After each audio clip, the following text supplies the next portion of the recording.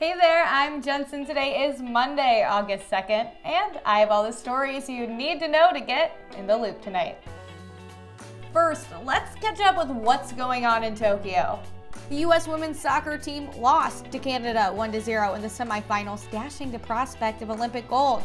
The World Cup champions will play for a bronze medal on Thursday. Now, women's gymnastics Jade Carey was the sole American competing on the floor, and she nailed it. Now, that gold medal win followed a pretty big setback for USA Gymnastics over the weekend. Simone Biles decided not to compete in the event after experiencing the twisties, and that's a mental block hurting gymnasts' awareness of their body's position in the air during flips. Scary, right? The four-time gold medalist also withdrew from the final vault event Sunday. She was replaced by Team USA's Michaela Skinner, who went on to win silver. But Simone Biles is not out of the games just yet. She's competing in the beam finals tomorrow, so stay tuned on that. And here's something you don't usually see at the Olympics: a shared gold medal. Well, that's what happened during the men's high jump competition on Sunday. The jumpers from Qatar and Italy tied, and as they were discussing a jump off to determine gold, both athletes just kind of agreed they wanted to share the medal, and the officials agreed to end the competition in a tie. That's some good sportsmanship right there. And today, a weightlifter made history. The athlete from New Zealand became the first transgender athlete to compete at the Olympics.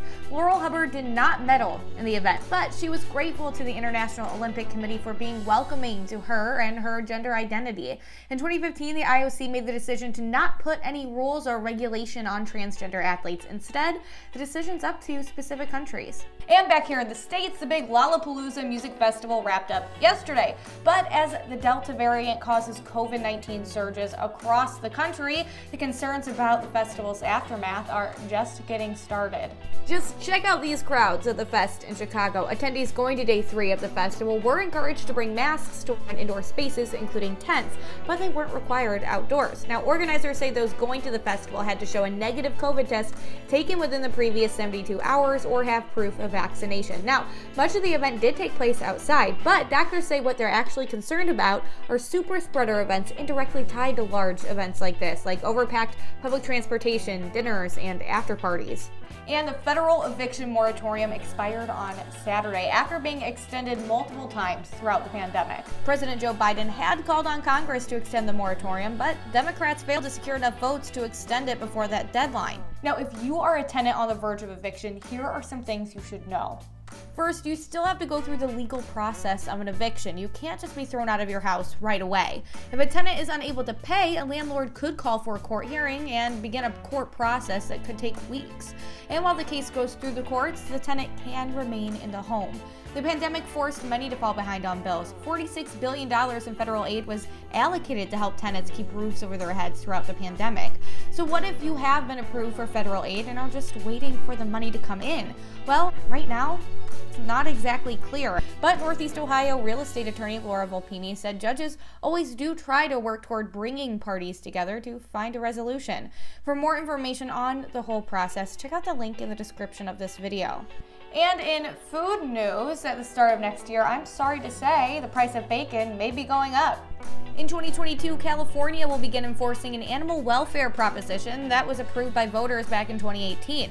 So that requires more space for breeding pigs, egg-laying chickens, and veal calves. National veal and egg producers are optimistic they can meet the new standards, but only 4% of hog operators now comply with the new rules. According to the Associated Press, a consulting firm estimates bacon prices could rise by as much as 60%. And before I go, Toledo drivers, you may want to listen up. Gas prices in Toledo are down 4.2 cents per gallon in the past week, according to Gas Buddy. The average price for a gallon of gas is $3.03. The cheapest price in Toledo is $2.84, with the most expensive being $3.25. Prices in Toledo are 8.7 cents lower than a month ago, but 90.9 cents higher than a year ago. This is the second week in a row prices dropped in Toledo, but the national average is up 1.7 cents to $3.16 a gallon. But that is all I have for you today. If you liked this video, hit that like button and of course subscribe to our YouTube channel. I'm Jensen and now you're in the loop.